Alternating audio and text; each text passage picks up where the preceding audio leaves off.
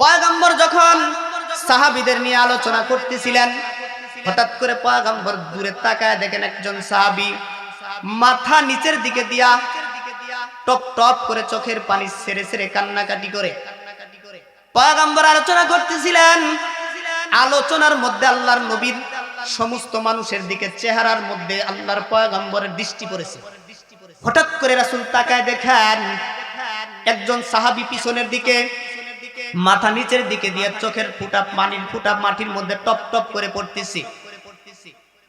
আল্লাহর হাবিব আশ্চর্য হয়ে গেছেন, ডাক দিয়ে বলেন, সাহাবী। সমস্ত সাহাবীদের মধ্যে থেকে একজন সাহাবী পিছনের দিকে কান্নাকাটি করে, এটা কে? এ উমর, ইয়া আবু বকর, ইয়া উসমান, ইয়া আলী। ওই যে দূরে একজন সাহাবী, মনে হয় আমার সাহাবী হবে, কারণ আমার মজলিসে বসছে। এই মাথার নিচের দিকে দিয়া কান্নাকাটি করে কেন? ওই সাহাবীকে যা জিজ্ঞাসা করো, কেন কান্নাকাটি করে, কি দুঃখ তার? বড় বড় সাহাবীদের মধ্যে থেকে ওই সাহাবীর কাছে ডাক দিয়ে বলেন, এ আল্লাহর হাবিবের সাহাবী, কান্নাকাটি করো কেন? কেন কান্দো? কে দুঃখ দিয়েছে? বড় বড় সাহাবী তাকে সম্বর্ধনা জানায় যখন পয়গম্বরের দিকে নিয়ে আসেন, তিনি আরো কান্নাকাটি করে চোখের পানি টপ টপ করে পড়তেছে। আল্লাহর হাবিবের কাছে যখন তিনি চলে এসেছেন, পয়গম্বর ডাক দিয়ে বলেন, ইয়া সাহাবী, তুমি কান্দো কেন? তিনি আরো ফুফায়া ফুফায়া কান্নাকাটি শুরু করে দিয়েছেন। আল্লাহর হাবিব জিজ্ঞাসা করেন, কান্দো কেন? কি সমস্যা? কে দুঃখ দিয়েছে আমাকে বলো। আমি তো রাহমাতুল লিল আলামিন। সাহাবী খালি কান্দে, কোনো কথা বলে না। বারবার জিজ্ঞাসা করার পরে আবার সাহাবীর মুখ থেকে বের হয়ে আসছে, ইয়া রাসূলুল্লাহ, ও আল্লাহর পয়গম্বর, তাকায় দেখেন তো আমাকে চিনতে পেরেছেন কিনা? পয়গম্বর বলেন, আমার সাহাবী তো হাজার হাজার সাহাবী, তুমি যে আমার সাহাবী এটা আমি বুঝতে পেরেছি, কিন্তু তোমাকে আমি চিনতেছি না। সাহাবী ডাক দিয়ে বলেন, ইয়া রাসূলুল্লাহ,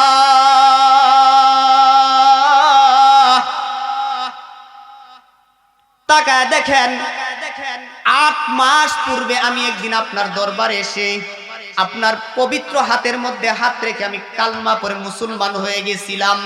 আমি ওই সাহাবী সাদে সলমি করলাম। আল্লাহু আকবার। পয়গম্বর বলেন, এটা তো সুসংবাদ, তুমি আমার হাতে মুসলমান হইছো, মানে তুমি তো আমার সাহাবী। এবার সাহাবী কান্নাকাটি করে ডাক দিয়ে বলেন, ইয়া রাসূলুল্লাহ, ও আল্লাহর পয়গম্বর, আমি আপনার কাছে প্রশ্ন করে জানতে চাই, আমি কি জান্নাতি না জাহান্নামী? আল্লাহর পয়গম্বর বলেন, তুমি যদি আমার হাতে কালমা পড়ে মুসলমান হয়েছো, তুমি তো জান্নাতি। সাহাবী প্রশ্ন করেন, ইয়া রাসূলুল্লাহ, ও আল্লাহর পয়গম্বর, আমার মনের মধ্যে সন্দেহ জেগে গেছে। আপনি একদিন বলেছিলেন রব্বুল আলামিন সুন্দর করে জান্নাত বানাইছেন, ওই জান্নাতের মধ্যে যেই মানুষগুলি দিবে ওই মানুষগুলির চেহারাও সুন্দর হবে। সুবহানাল্লাহ বলবেন না? জান্নাত কেমন সুন্দর! জান্নাত যেমন সুন্দর, জান্নাতের মধ্যে যেই মানুষগুলি রব্বুল আলামিন পাঠায় দিবেন ওই মানুষগুলিও সুন্দর। আপনার মতো আমার মতো কালো চেহারার মানুষ জান্নাতে যাবে না।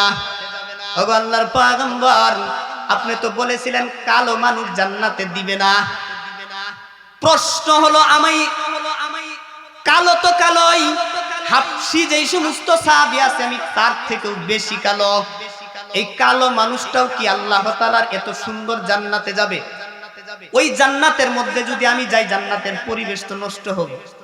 ওগো পয়গম্বর, আমি কি জান্নাতি না জাহান্নামী? আল্লাহর হাবিব মুস্কি হাসি দিয়ে ডাক দিয়ে বলেন, সাহাবী, কঠিন প্রশ্ন করে ফেলেছ। তুমি যে জান্নাতি এর মধ্যে কোন রকমের সন্দেহ নাই। কই কেন সন্দেহ নাই? পয়গম্বর বলেন, মান ক্বালা লা ইলাহা ইল্লাল্লাহ ফাদাখালাল জান্নাহ। আল্লাহর পয়গম্বর বলেন, যে ব্যক্তি একবার লা ইলাহা পড়েছে ওই ব্যক্তি আল্লাহর তৈরি জান্নাতের মধ্যে জান্নাতের মেহমান হয়েছে। সাহাবী তুমি তো জান্নাতি। সাহাবী কান্নাকাটি বন্ধ করে নেয়, আরো কান্দেন, ডাক দিয়ে বলেন ইয়া রাসূলুল্লাহ, আমি যে জান্নাতি এই কথা আপনার পবিত্র মুখ দিয়ে আপনি ঘোষণা করেছেন, এজন্য আমি যে এখন কান্নাকাটি করতেছি এটা আমার আনন্দের কান্না। মানুষ যখন বেশি খুশি হয় তখন চোখে পানি আসে, আর যখন বেশি ব্যথা পায় পানি আসে, কথা কোন না, ঠিক না? এবার সাহাবী কান্নাকাটি করতেছিলেন, আল্লাহর হাবিব বলেন তুমি শান্ত হও, তুমি তো জান্নাতি। কথাকার এখন যারা আপনারা উপস্থিত আছেন কালো মানুষ যারা, এরা জাহান্নামী না জান্নাতি? হ্যাঁ জান্নাতি। যদি আপনি কালমা পড়ে থাকেন, আপনার মুত্তাকিয়া যদি অন্তর থাকে, পর্দার অন্তরে মা বোন যারা আছে, কালো যারা আছে, যার অন্তরে রব্বুল আলামিনের মহব্বত ভালোবাসা বেশি আছে, ওই ব্যক্তি জান্নাতি না জাহান্নামী? পয়গম্বর বলেন তুমি জান্নাতি। আল্লাহ পাক রব্বুল আলামিন বলেন কুল ইন কুনতুম তুহিব্বুনাল্লাহ ফাত্তাবিউনি ইউহিব্বুকুমুল্লাহ ওয়া ইয়াগফির লাকুম যুনুবাকুম ওয়াল্লাহু গফুরুর রহিম।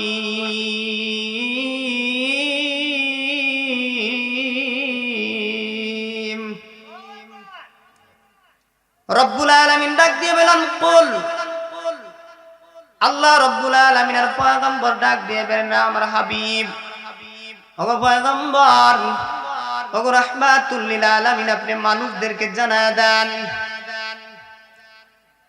ও আমার হাবিব, ও পয়গম্বর, পৃথিবীর মধ্যে আমি রব্বুল আলামিন যে মানুষগুলিকে সৃষ্টি করেছি, প্রত্যেকটা মানুষ চায় আমি আল্লাহ রব্বুল আলামিনের সঙ্গে তার যেন সম্পর্ক গভীর হয়। আমি আল্লাহর সঙ্গে ভালোবাসা করতে চাই। ওগো পয়গম্বর, আমি রব্বুল আলামিন তো অনেক ঊর্ধ্বের, আর আমার বান্দা তো অনেক নিচের। সরাসরি যদি আমার বান্দা আমি রব্বুল আলামিনের সঙ্গে সম্পর্ক করতে চায়, এটা সম্ভব না। অতএব আপনি তামাম পৃথিবীর সমস্ত মানুষ দিগকে জানায় দেন, আমি রব্বুল আলামিনের সঙ্গে যদি আমার বান্দাগুলি সম্পর্ক রাখতে চায়, ওগো নবীজি আপনি জানায় দেন ফাত্তাবিউনি, ও নবী আপনি জানায় দেন আমি রব্বুল আলামিনের সঙ্গে যদি আমার বান্দা সম্পর্ক করতে চায়, তারা যেন আপনার নবীর অনুসরণ করে। আল্লাহু আকবার। পয়গম্বর, পৃথিবীতে আমার বান্দা বান্দিগুলি যদি আপনার অনুসরণ করে, ইউহিব্বুকুমুল্লাহ, আমি আল্লাহ তাআলার সঙ্গে তার সম্পর্ক হয়ে যাবে, আমি আল্লাহর ভালোবাসা সে ব্যক্তি পেয়ে যাবে। আর আমি আল্লাহ রাব্বুল আলামিনের সঙ্গে যদি কোনো ব্যক্তির ভালোবাসা হয়, মহব্বত যদি হয়, সম্পর্ক যদি হয়, আল্লাহ বলেন আমার পক্ষ থেকে একটা পুরস্কার আছে। রাজি আছেন তো ইনশাআল্লাহ পুরস্কার নেওয়ার জন্য? রব্বুল আলামিন ডাক দিয়ে বলেন পুরস্কারটা হলো, আল্লাহ তাআলা বলেন ওয়া ইয়াগফির লাকুম যুনুবাকুম ওয়াল্লাহু গফুরুর রহিম।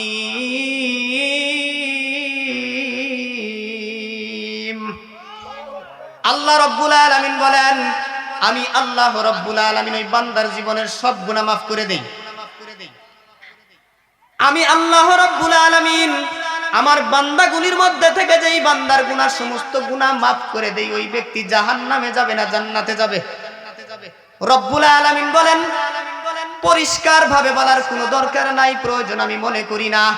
আমি রব্বুল আলামিন যদি বান্দার সমস্ত গুনাহ মাফ করে দেই, ওই বান্দা জাহান্নামে যাবে না। ওই বান্দা আমি আল্লাহ রব্বুল আলামিন তৈরি করা যে জান্নাত আছে, ওই জান্নাতের মেহমান আমি আল্লাহ তাকে বানায়া দেই। রাজি আছেন তো ইনশাআল্লাহ?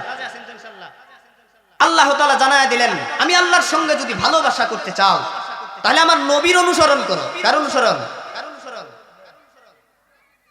এখন আমরা নবীর অনুসরণকারী মানুষের অভাব নাই। আশিকে রাসূলের অভাব নাই।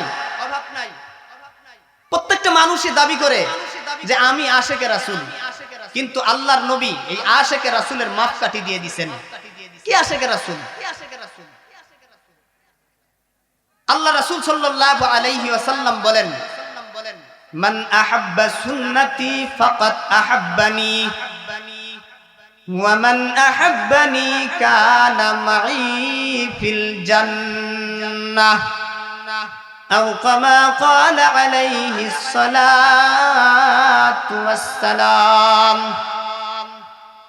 ভাইরা আমার, বন্ধুগণ আমার, তিরমিজি শরীফের হাদিসের মধ্যে আল্লাহর পয়গম্বর জানায় দেন, আরে तमाम পৃথিবীর আমার উম্মতের মধ্যে থেকে যেই সমস্ত বান্দা বান্দি আছো, আমি রব্বুল আলামিনের পয়গম্বর নবী রাহমাতুল লিল আলামিনের সঙ্গে যদি কোনো ব্যক্তি সম্পর্ক করতে চাও, ভালোবাসা যদি তৈরি করতে চাও, আল্লাহর নবী বলেন আমি একটা মাপকাঠি দিলাম। আল্লাহর পয়গম্বর জানায় দেন, মান আহাব্বা সুন্নতি, যে ব্যক্তি আমার সুন্নত মানলো, যে ব্যক্তি আমার সুন্নতকে ভালোবাসলো, পয়গম্বর ডাক দিয়ে বলেন ফাকাত আহাব্বানি, ওই ব্যক্তি আমি রব্বুল আলামিনের পয়গম্বরকে মহব্বত করলো। আল্লাহু আকবার। পয়গম্বর বলেন যেই ব্যক্তি আমার সুন্নতের মহব্বত করলো, সুন্নতের অনুসরণ করলো, ওই ব্যক্তি আমি রাসূলের মহব্বত করলো। तमाम পৃথিবীর আমার উম্মতেরা, পৃথিবীর মধ্যে থেকে যেই ব্যক্তি আমি রাসূলকে মহব্বত করলো, নবী বলেন ওয়ামান আহাব্বানি, যে ব্যক্তি আমি রাসূলকে মহব্বত করলো, কানা মাই ফিল জান্নাহ। আল্লাহর পয়গম্বর ডাক দিয়ে বলেন উম্মতেরা রে, ওই ব্যক্তি আমি রাসূলের সাথে জান্নাতের মধ্যে থাকবে। পয়গম্বর জানায় দিলেন পৃথিবীর মধ্যে যে ব্যক্তি আমার সুন্নত মানলো সে আমাকেই মানলো, আর যে ব্যক্তি আমাকে মানলো, পয়গম্বর বলেন আল্লাহ তাআলার পক্ষ থেকেও একটা পুরস্কার আছে, কিন্তু ডাইরেক্ট না, ইনডাইরেক্ট। কিন্তু আমি রাহমাতুল লিল আলামিনের পক্ষ থেকে একটা পুরস্কার আছে, এটা ডাইরেক্ট। কোন আল্লাহু আকবার। আল্লাহর নবী বলেন ডাইরেক্ট পুরস্কারটা হলো, পয়গম্বর বলেন কানা মাই ফিল জান্নাহ, ওই ব্যক্তি অন্য কোথাও থাকবে না, আমি রাসূলের সাথে ব্যক্তি জান্নাতে থাকবে। কাউনাইন মুখতার খুদা তুমকো বানায়া,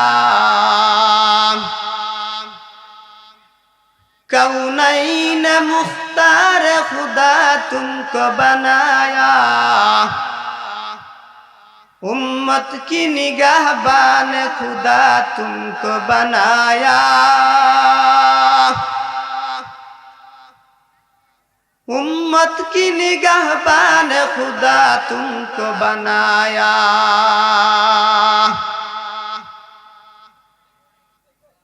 পয়গম্বর বলেন পৃথিবীর মধ্যে থেকে আমি রব্বুল আলামিনের পয়গম্বরের সুন্নত যে ব্যক্তি মানলো, ওই ব্যক্তি আমি রাসূলকেই মানলো, আর আমি রাসূলকে যে ব্যক্তি মানলো, ওই ব্যক্তি জান্নাতে আমার সাথে থাকবে।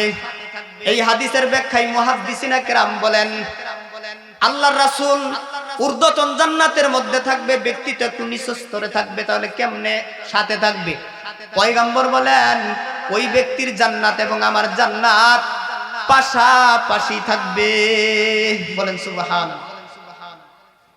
কিছু কিছু মুহাদ্দিসিনে কেরাম বলেন পাশাপাশির দরকার নাই, রাসূল যে জান্নাতে থাকবে ওই ব্যক্তিও ঠিক একই জান্নাতে থাকবে। বলেন সুবহানাল্লাহ।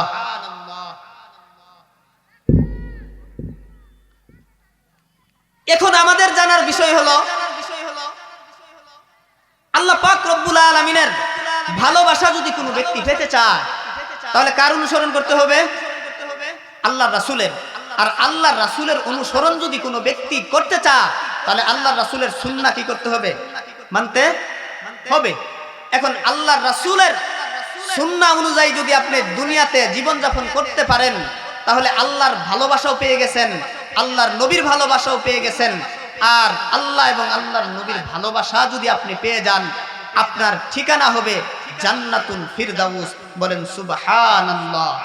এজন্য আমরা যারা উপস্থিত আছি আল্লাহ পাক রব্বুল আলামিনের কুরআনুল কারীম মের আয়াত অনুযায়ী, রাসূলের হাদিস অনুযায়ী আল্লাহ এবং রাসূলের ভালোবাসা নিয়ে কবরে যাইতে চাই তো ইনশাআল্লাহ আমরা। আল্লাহ পাক রব্বুল আলামিন আমাদের সকলকেই আল্লাহ এবং রাসূলের ভালোবাসা অর্জন করে জান্নাতুল ফেরদাউসের মেহমান বানায়া দেন, বলেন সুবহানাল্লাহ। সম্মানিত হাজিরিন, আল্লাহ রাসূলের সুন্নাহ আমরা গুরুত্বই নাই। আমরা আশিক রাসূল দাবি করি কিন্তু গুরুত্ব নাই। আল্লাহ রাসূল সাল্লাল্লাহু আলাইহি ওয়াসাল্লাম এই ঘোষণা যখন করে দিয়েছেন, যে ব্যক্তি আমার সুন্নাহ মানলো ওই ব্যক্তি আমাকেই মানলো, আর যে ব্যক্তি আমাকে মানলো ওই ব্যক্তি আমার সাথে জান্নাতে থাকবে। সাহাবায়ে কেরাম এই ঘোষণা শোনার পর থেকে আল্লাহ রাসূলের সাহাবীদের ইতিহাস থেকে পাওয়া যায় আল্লাহ রাসূলের সুন্নাহগুলি পুঙ্খানুপুঙ্খানু ভাবে পালন করে তারা দুনিয়াতে নজির পেশ করে দেখায় দিয়ে গেছেন। এবং আল্লাহ তাআলার রাসূলের একটা সুন্নাহ তিনারা পৃথিবীতে থাকা অবস্থায় লঙ্ঘন করেন নাই। প্রত্যেকটা সুন্নাহ মেনে তিনারা জান্নাতের মেহমান হয়ে গেছেন, বলেন সুবহানাল্লাহ। এখন আমরা যারা উপস্থিত আছি, আমরা যদি রাসূল আকরাম সাল্লাল্লাহু আলাইহি ওয়াসাল্লামের সুন্নাহ যদি আমরা মেনে চলতে পারি, তাহলে আল্লাহ তাআলা আমাদের ঠিকানা বানায় দিবেন আল্লাহ রাসূলের সাথে জান্নাতে, বলেন সুবহানাল্লাহ। সম্মানিত হাজিরিন, আল্লাহ পাক রব্বুল আলামিনের পয়গম্বর যখন জানায় দিলেন, পৃথিবীতে থাকা অবস্থায় আমার উম্মতের মধ্যে থেকে কোনো ব্যক্তি যদি আমার সুন্নাহ একটা সুন্নাহ মানতে পারে, অন্য হাদিসের মধ্যে পয়গম্বর জানায় দেন কিয়ামত পর্যন্ত আমার উম্মতের মধ্যে থেকে যদি কোনো ব্যক্তি আমার একটা সুন্নাহ মানে, আল্লাহর হাবিব জানায় দেন আমি রাসূল যেদিন থেকে দুনিয়া থেকে বিদায় হয়ে চলে যাব, এরপর থেকে কিয়ামতের আগ পর্যন্ত কোনো উম্মত যদি আমার একটা সুন্নাহ মানে, আল্লাহর নবী বলেন ওই ব্যক্তির আমল নামায় রব্বুল আলামিন 100 শহীদের সওয়াব তার আমল নামার মধ্যে রব্বুল আলামিন দিয়ে দিবেন। পয়গম্বরে আরব যখন জানায় দিলেন যে ব্যক্তি আমার সুন্নাহ মানলো সে আমাকেই মানলো, আর যে ব্যক্তি আমার সুন্নাহ মানার পরে আমাকে মানলো ওই ব্যক্তি জান্নাতে আমার সাথে থাকবে। আল্লাহর হাবিবের সাহাবীরা পাগল হয়ে গেল আল্লাহর নবীর পদঙ্ক অনুসরণ করার জন্য। সাহাবীদের মধ্য থেকে পয়গম্বরের একজন সাহাবী নাম হলো সাদ সলমী রাদিয়াল্লাহু তাআলা আনহু, তখন পর্যন্ত মুসলমান হয় নাই। হঠাৎ করে রব্বুল আলামিনের পয়গম্বরের হাতে হাত রেখে ডাক দিয়ে বলেন, ইয়া রাসূলুল্লাহ, আমি আপনার হাতে হাত রেখে কালমা পড়ে মুসলমান হইতে চাই। পয়গম্বর বলেন, আমার হাতে হাত রেখে তুমি কালমা পড়ে মুসলমান হইতে চাও? আল্লাহর হাবিবের হাতে হাত রেখে তিনি কালমা পড়লেন, লা ইলাহা ইল্লাল্লাহু মুহাম্মাদুর রাসূলুল্লাহ সাল্লাল্লাহু আলাইহি ওয়াসাল্লাম। আল্লাহর হাবিবের সাহাবী কালমা পড়ে মুসলমান হয়ে গেলেন। লক্ষ লক্ষ সাহাবী কালমা পড়ে মুসলমান হয়ে গেছে, কিন্তু রব্বুল আলামিনের পয়গম্বর তো জানায় দিয়েছেন, একদিন আল্লাহর পয়গম্বর সাহাবীদেরকে নিয়ে যখন ওয়াজ করতেছিলেন, সাহাবীদের মধ্যে থেকে সাদ সলমী রাদিয়াল্লাহু তাআলা আনহু একজন সাহাবী, কালো মানুষ। পৃথিবীর মধ্যে আল্লাহ রাব্বুল আলামিন তিনজন ব্যক্তি এমন বানাইছিলেন যাদের সামাজিক কোনো মর্যাদা ছিল না, চেহারার মধ্যে কোনো সৌন্দর্য ছিল না, কিন্তু রব্বুল আলামিনের কাছে এমন মহব্বতের বান্দা ছিল। আল্লাহ রাব্বুল আলামিন তাদের ব্যাপারে প্রশংসা পৃথিবীর জমিনের মধ্যেই করেছেন। আল্লাহু আকবার। একজন ব্যক্তির নাম হলো লুকমানে হিকিম। লুকমান হিকিম, যার নাম আমরা শুনি এটা কুরআনে আসছে।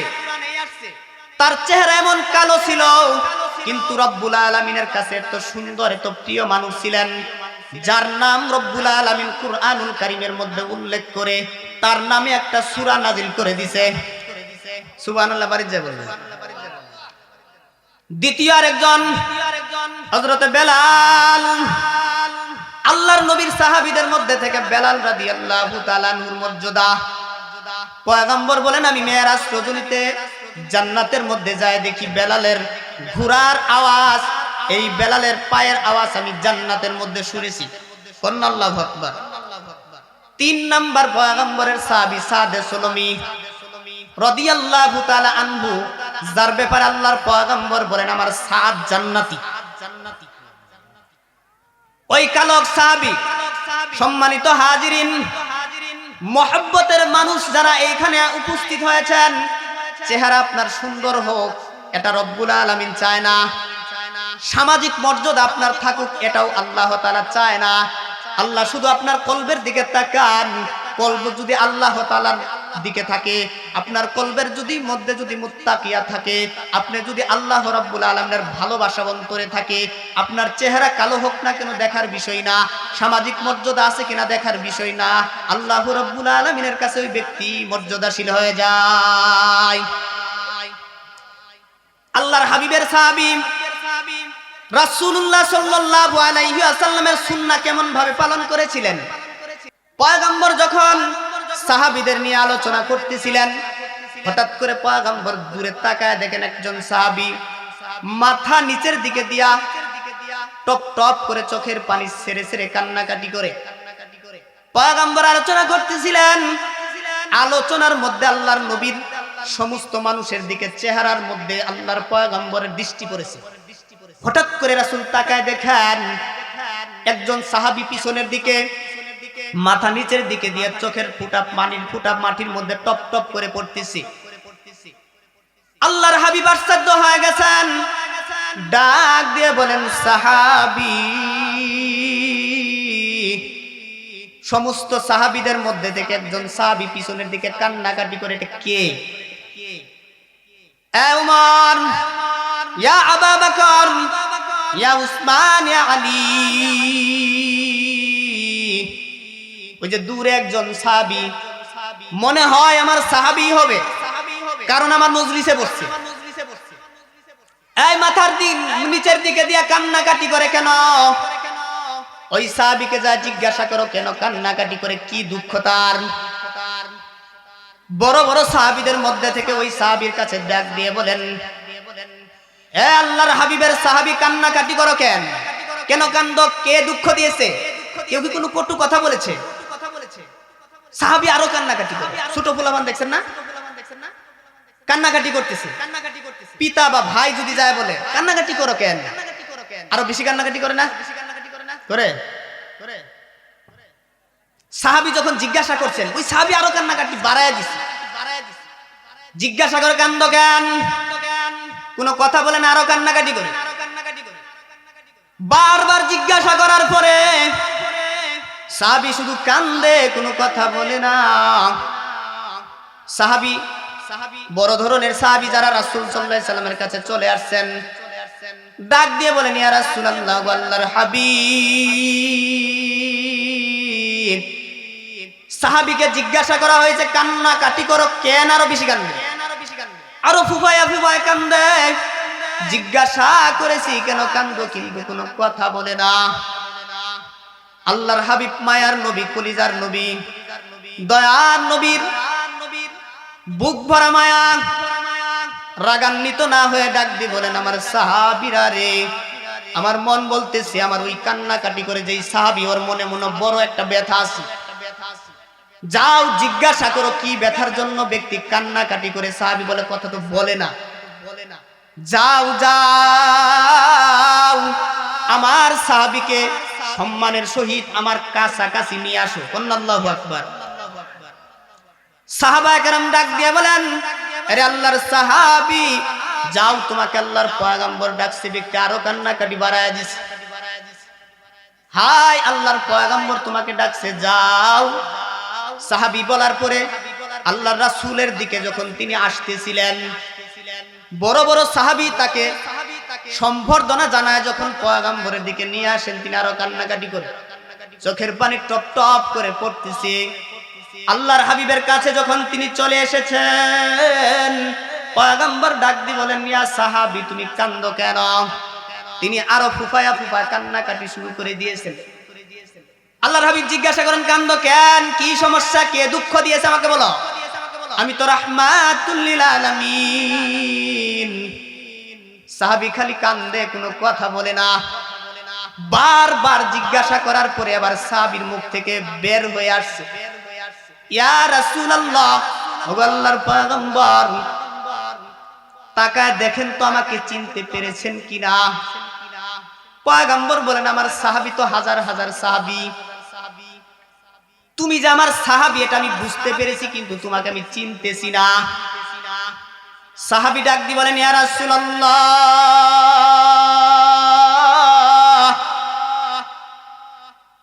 তাকায় দেখেন 8 মাস পূর্বে আমি একদিন আপনার দরবারে এসে আপনার পবিত্র হাতের মধ্যে হাত রেখে আমি কালমা পড়ে মুসলমান হয়ে গেছিলাম। আমি ওই সাহাবী সাদে সলমি আল্লাহু আকবার। পয়গম্বর বলেন, এটা তো সুসংবাদ, তুমি আমার হাতে মুসলমান হইছো, মানে তুমি তো আমার সাহাবী। এবার সাহাবী কান্নাকাটি করে ডাক দিয়ে বলেন, ইয়া রাসূলুল্লাহ, ও আল্লাহর পয়গম্বর, আমি আপনার কাছে প্রশ্ন করে জানতে চাই, আমি কি জান্নাতি না জাহান্নামী? আল্লাহর পয়গম্বর বলেন, তুমি যদি আমার হাতে কালমা পড়ে মুসলমান হয়েছো, তুমি তো জান্নাতি। সাহাবী প্রশ্ন করেন, ইয়া রাসূলুল্লাহ, ও আল্লাহর পয়গম্বর, আমার মনের মধ্যে সন্দেহ জেগে গেছে। আপনি একদিন বলেছিলেন রব্বুল আলামিন সুন্দর করে জান্নাত বানাইছেন, ওই জান্নাতের মধ্যে যেই মানুষগুলি দিবে ওই মানুষগুলির চেহারাও সুন্দর হবে। সুবহানাল্লাহ বলবেন না? জান্নাত কেমন সুন্দর, জান্নাত যেমন সুন্দর, জান্নাতের মধ্যে যেই মানুষগুলি রব্বুল আলামিন পাঠায় দিবেন ওই মানুষগুলিও সুন্দর। আপনার মতো আমার মতো কালো চেহারার মানুষ জান্নাতে যাবে না। ওগো আল্লাহর পয়গম্বর, আপনি তো বলেছিলেন কালো মানুষ জান্নাতে দিবে না।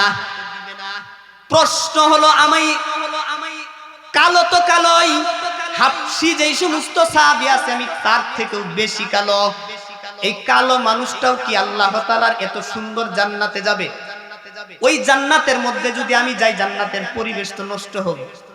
ওগো পয়গম্বর, আমি কি জান্নাতি না জাহান্নামী? আল্লাহর হাবিব মুস্কি হাসি দিয়ে ডাক দিয়ে বলেন, সাহাবী, কঠিন প্রশ্ন করে ফেলেছ, তুমি যে জান্নাতি এর মধ্যে কোন রকমের সন্দেহ নাই। কয় কেন সন্দেহ নাই? পয়গম্বর বলেন, মান ক্বালা লা ইলাহা ইল্লাল্লাহ আদাখালাল জান্নাহ। আল্লাহর পয়গম্বর বলেন, যে ব্যক্তি একবার লা ইলাহা পড়েছে ওই ব্যক্তি আল্লাহর তৈরি জান্নাতের মধ্যে জান্নাতের মেহমান হয়েছে। এ সাহাবী, তুমি তো জান্নাতি। সাহাবী কান্নাকাটি বন্ধ করে নেয়, আরো কান্দেন। ডাক দিয়ে বলেন, ইয়া রাসূলুল্লাহ, আমি যে জান্নাতি এই কথা আপনার পবিত্র মুখ দিয়ে আপনি ঘোষণা করেছেন, এজন্য আমি যে এখন কান্নাকাটি করতেছি এটা আমার আনন্দের কান্না।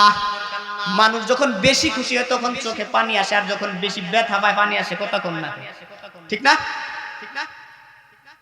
এবার সাহাবী কান্নাকাটি করতেছিলেন।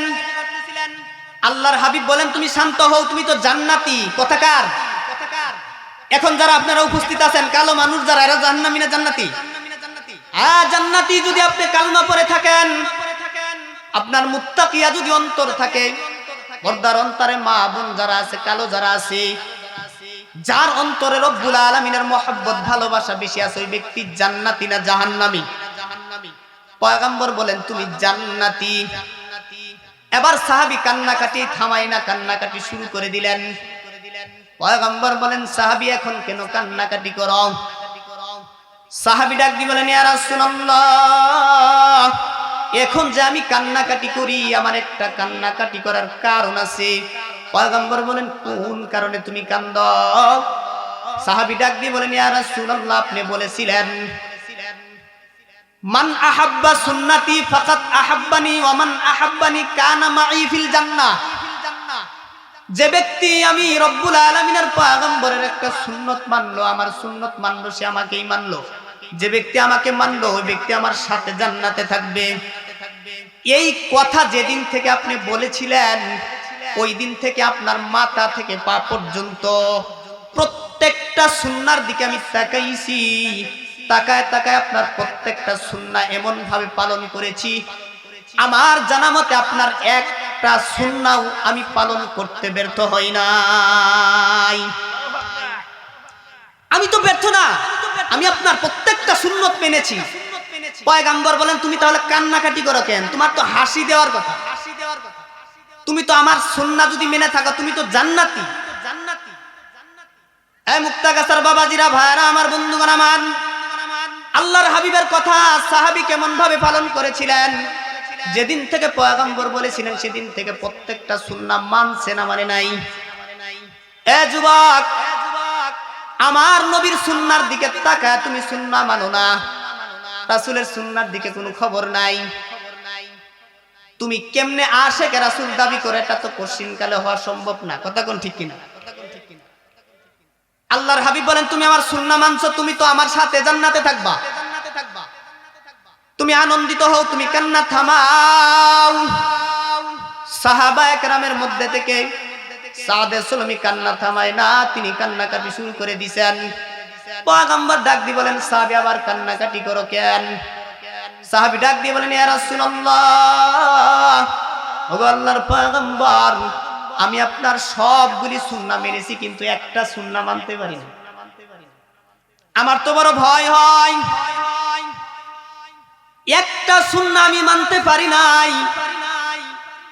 ইচ্ছাকৃতভাবে মানি নাই এমন কিছু না, আমি ওই সুন্নাহটাও মানার জন্য অনেক চেষ্টা করেছি কিন্তু আমার দ্বারা সুন্নাহ পালন করা সম্ভব হয় নাই। এই জন্য আমি কান্দি। কবর জগতের মধ্যে যদি আপনি একটা সুন্নাহ ছাড়া যদি আমি কবরে যাই, আমি আপনার সামনে আমার এই চেহারাটা কেমনে দেখাইব? আল্লাহু আকবার, আস্তে কোন। সাহাবীদের চাহিদা একটা সুন্নাহ না মানার কারণে কবরের ভয়, আর আপনি আমি একটা সুন্নাহও মানি না, কোনো ভয় নাই, আছে না নাই? সাহাবী বলেন একটা সুন্নাহ মানতে পারি নাই।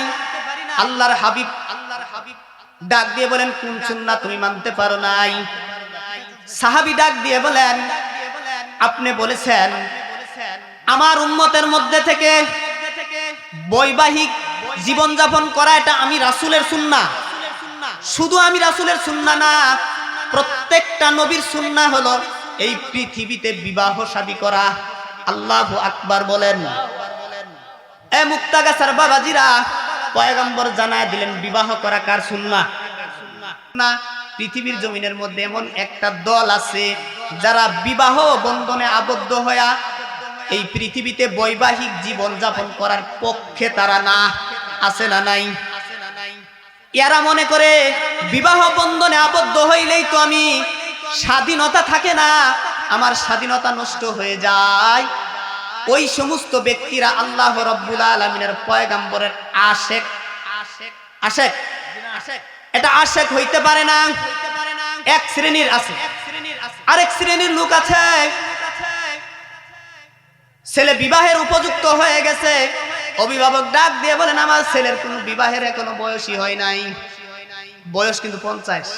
বয়স কত? বিবাহের বয়স হয় নাই। বিবাহ বন্ধনে আবদ্ধ হতে চায় না কেন? তারা বিবাহ বন্ধনে আবদ্ধ হইলেই অশ্লীল, বেহায়াপনা, এই সমস্ত কাজ করতে পারবে না, এই জন্য বিবাহ বন্ধনে আবদ্ধ হয় না। অথচ রাসূলুল্লাহ সাল্লাল্লাহু আলাইহি সাল্লামের সুন্নাহ হলো বিবাহ করা না না করা। কথা বলেন। আল্লাহর হাবিব অন্য হাদিসের মধ্যে বলেন একটা ছেলে অথবা একটা মেয়ে উপযুক্ত স্বামী অথবা উপযুক্ত স্ত্রী যদি তার মিলে যায়, পয়গম্বর বলেন তাদের বিবাহ বন্ধনে আবদ্ধ তাড়াতাড়ি করা এটা অভিভাবকের দায়িত্ব। কার দায়িত্ব? আল্লাহর হাবিবের কাছে ডাক দিয়ে বলেন সাদে সুলমি ইয়া রাসূলুল্লাহ, সব সুন্নাহ মেনেছি কিন্তু একটা সুন্নাহ মানতে পারি নাই, এটা হলো আমি বিবাহ শাদী করতে পারি নাই। পয়গম্বর মুস্কি হাসি দিয়া ডাক দিয়ে বলেন বিবাহ বন্ধনে আবদ্ধ হইতে পারে না, এখন হবা। সাহাবী কান্দে, ডাক দিয়ে বলেন ইয়া রাসূলুল্লাহ, ও আল্লাহর পয়গম্বর, সহজ ভাবে আপনি জানায় দিলেন আমি বিবাহ বন্ধনে এখন আবদ্ধ হব, কিন্তু আমার চেহারার দিকে আপনি তাকান, টিতে রাখতে পারবো না। এইটা তিনটা দুর্বলতা আমার মধ্যে আছে। কয়টা? এক নাম্বার, আমি হলাম কালো মানুষ, আমার মতো কালো মানুষ নাই। দুই নাম্বার হলো আমার চেহারার মধ্যে বসন্তের দাগ। তিন নাম্বার হলো আমি গরিব মানুষ। বর্তমান সমাজের মধ্যে তাকান, একটা ছেলে যদি কালো হয়, চেহারার মধ্যে যদি দাগ থাকে, সামাজিক মর্যাদাশীল ব্যক্তি যদি না হয়, ওই ব্যক্তির কাছে মেয়ে বিবাহ দিতে চায় না। আছে না নাই? আল্লাহর হাবিবের সাহাবী বলেন, ইয়া রাসূলুল্লাহ, আমার কাছে তো মেয়ে বিবাহ দেয় না। এবার আল্লাহ রাব্বুল আলামিনের পয়গম্বর ডাক দিয়ে বলেন, চোখের পানি রাখতে পারে নাই।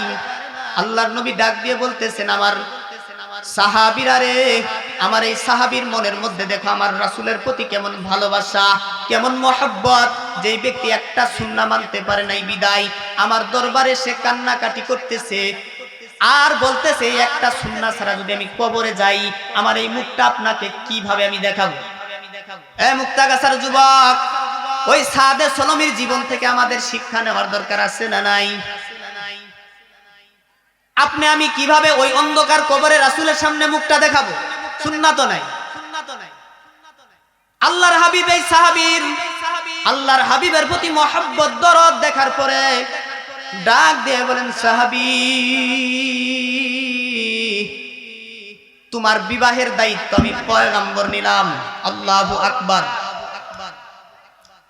তবে আমার এই মজলিসের মধ্যে আমার একজন সাহাবী আছে, ওই সাহাবীকে আমি এখন দেখতেছি না। যদি আমি দেখতাম, এই মুহূর্তেই তোমার পক্ষ থেকে আমি উকিল হইয়া বিবাহের প্রস্তাব দিয়ে দিতাম। কিন্তু আমার সাহাবী তো এখানে নাই।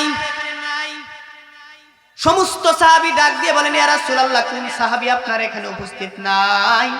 আল্লাহর পয়গম্বর বলেন, তাকায় দেখো তো আমর ইবনে ওয়াহাব আছে কিনা।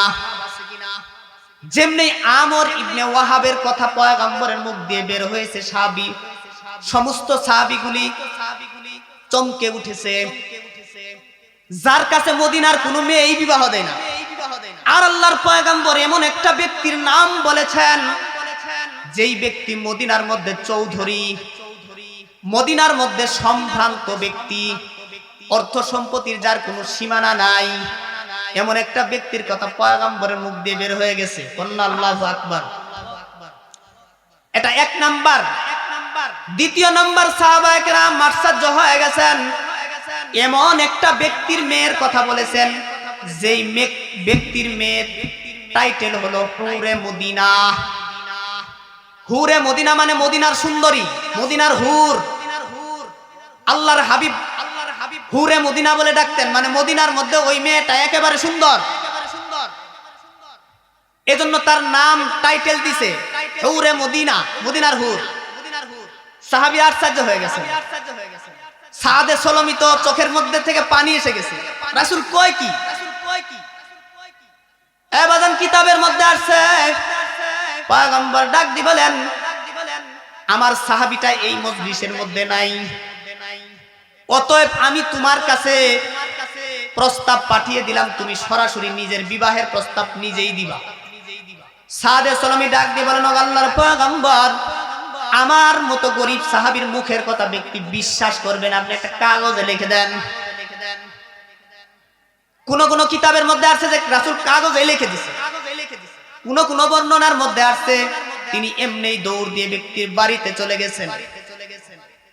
গেটের কাছে গিয়ে ডাক দিয়ে বলেন, ও আল্লাহর পয়গম্বরের সাহাবী আমর ইবনে ওয়াহাব, আপনি বাড়ির থেকে বের হয়ে আসেন, আপনার কাছে একটা প্রস্তাব নিয়ে আসছি। আমর ইবনে ওয়াহাব কো, কিসের প্রস্তাব? বলে রাসূলের দরবার থেকে আমি আসছি। বলেন না সুবহানাল্লাহ। আমর ইবনে ওয়াহাব চমকে উঠেছেন, রাসূল আমাকে প্রস্তাব দিছে। কিসের প্রস্তাব? ডাক দিয়ে বলেন, এ আল্লাহর সাহাবী, কি প্রস্তাব রাসূল দিছে? বলছে, আপনার মেয়ের বিবাহের প্রস্তাব। এই কথা বলার সাথে সাথে আমর ইবনে ওয়াহাব আলহামদুলিল্লাহ বলেছেন। তিনি বুঝতে পেরেছেন যে রাসূল মনে হয় কোন ধনাঢ্য ব্যক্তির ছেলেকে দিয়ে আমার মেয়ের বিবাহের প্রস্তাব এই ব্যক্তিরে দিয়ে পাঠিয়েছে। আমর ইবনে ওয়াহাব খুশি হয়ে গেছেন। ডাক দিয়ে বলেন, ওগো আল্লাহর পয়গম্বরের সাহাবী, কি প্রস্তাব দিয়ে আল্লাহর পয়গম্বর পাঠাইছে আমার কাছে তুমি খুলে বলো। রাওয়াতে আসছে মুখে বলছে অথবা চিঠিটা দিয়ে দিবেন। আমর ইবনে ওয়াহাব চিঠি অথবা তার মুখ থেকে যখন জানতে চেয়েছেন কার ছেলের সাথে আমার মেয়ের বিবাহের প্রস্তাব পাঠাইছেন, সাদে সলমি ডাক দিয়ে বলেন, ওগো আল্লাহর পয়গম্বরের সাহাবী, আল্লাহর পয়গম্বর আপনার মেয়ের সাথে আমার বিবাহের প্রস্তাব দিয়ে পাঠাইয়া দিবেন। সুবহানাল্লাহ। এই কথা বলার সাথে সাথে আমর ইবনে ওয়াহাব থমকে দাঁড়িয়ে গেছেন। আরে কই কি, আমি কই আর এই ছেলে কই, আমি কোন লেভেলের আর ছেলে কোন লেভেলের, এটা হইতে পারে না।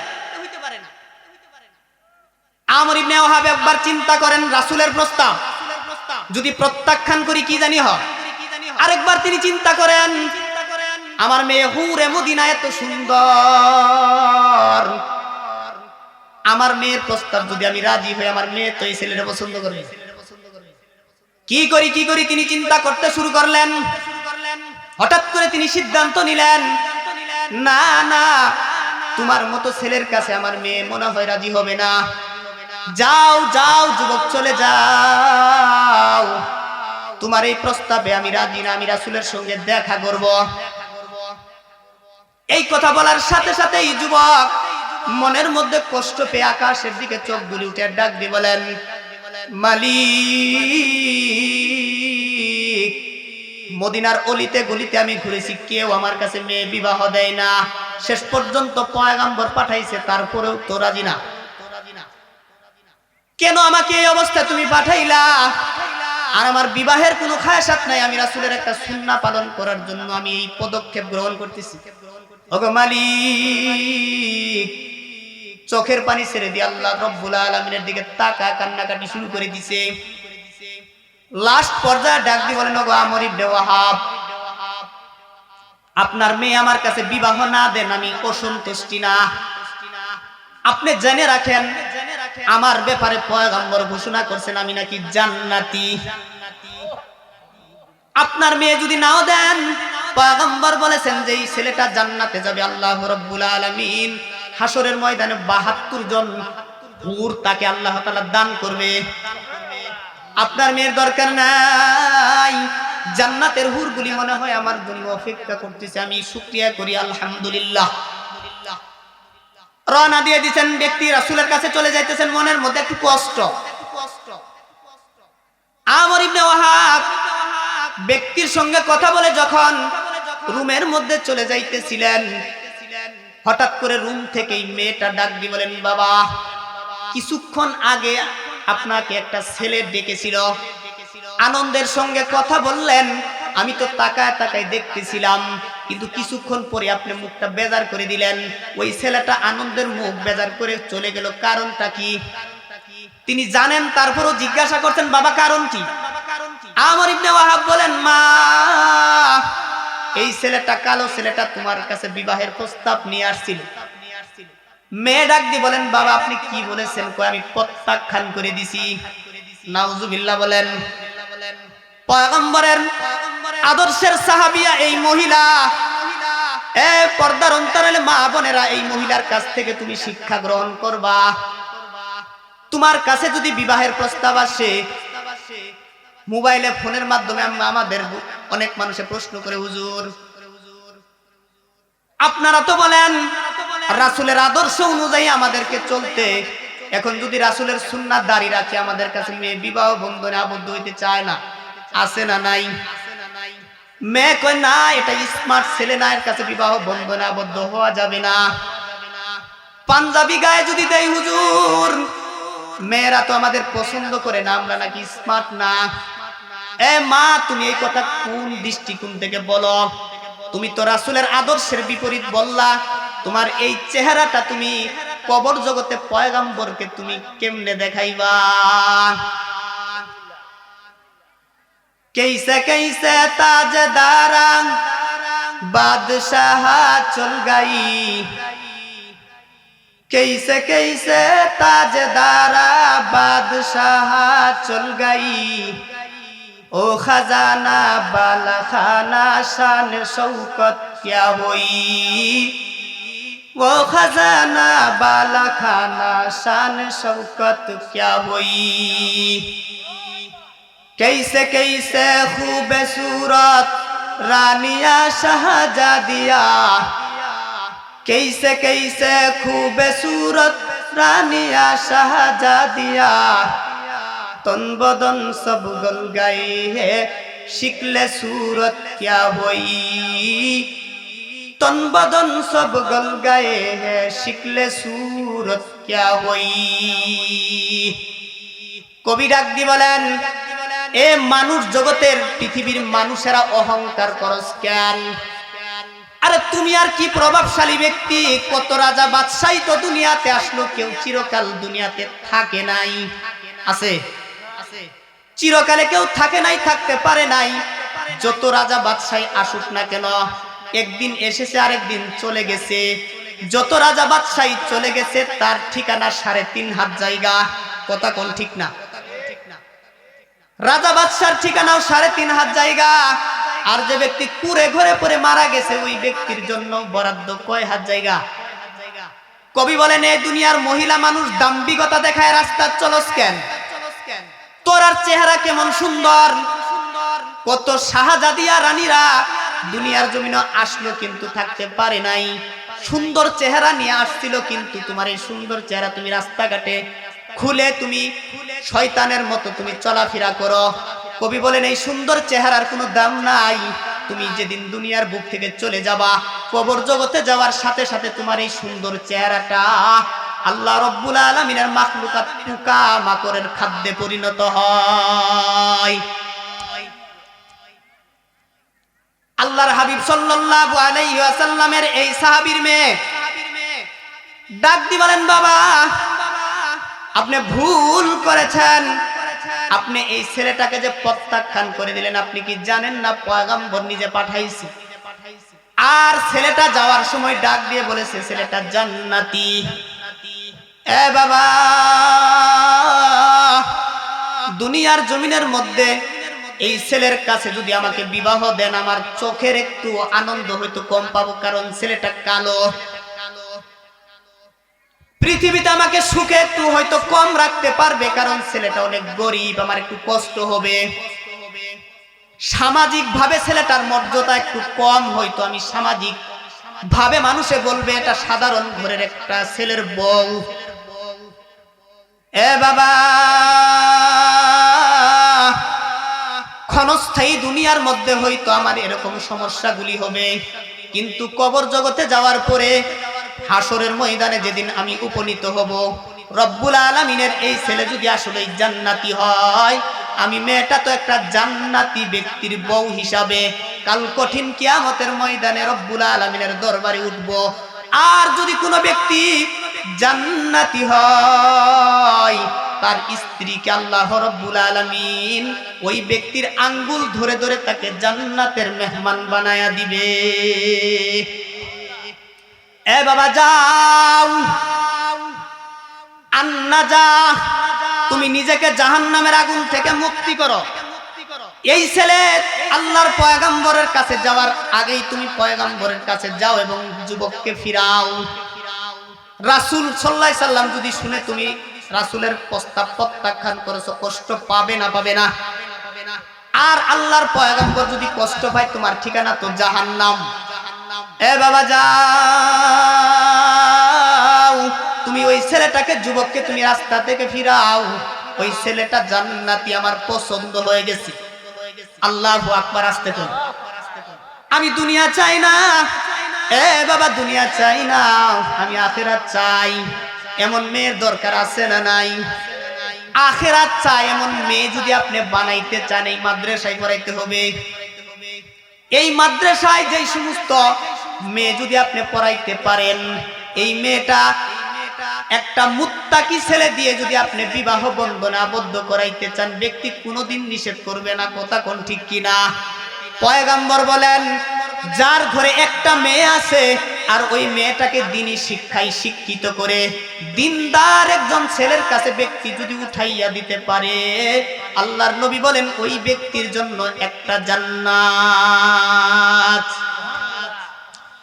সাহাবী জিজ্ঞাসা করেন যদি দুইজন হয় কয় দুই জান্নাত, কয় যদি তিনজন হয় কয় তিন জান্নাত। আল্লাহর হাবিব সাল্লাল্লাহু আলাইহি ওয়াসাল্লাম জানায় দিলেন ব্যক্তির ঘরে যদি নেককার সন্তান মেয়ে হয়, আমরা মেয়ে হলে অনেকেই অসন্তুষ্টি, ভালো লাগে না, আমার ছেলের দরকার, ছেলে যার ঘরে আছে।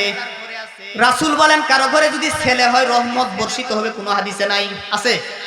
কিন্তু মেয়ে যদি কারো ঘরে হয়, আল্লাহর পয়গম্বর বলেন ওই ঘরে আল্লাহর রহমত সরাসরি। আল্লাহু আকবার।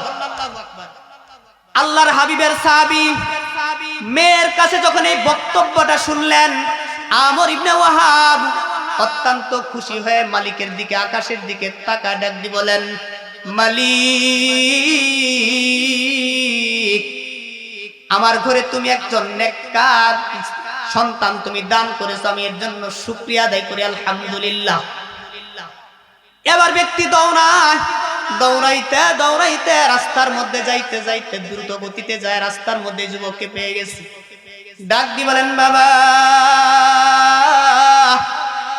আয়, বাবা আয়, আমার মাফ করে দে, আমি ভুল করে ফেলেছি। এ বাবা, তোর কাছে আমার মেয়ে বিবাহ দিব, আমি আমার প্রস্তাবটা আমি প্রত্যাখ্যান যে করেছিলাম, তোমার প্রস্তাবটা আমি এটা উদ্ধ করে নিলাম। অন্য রিওয়ায়াতের মধ্যে আছে এই ব্যক্তি যাইতে যাইতে যুবক রাসূলের কাছে পৌঁছে গেছে।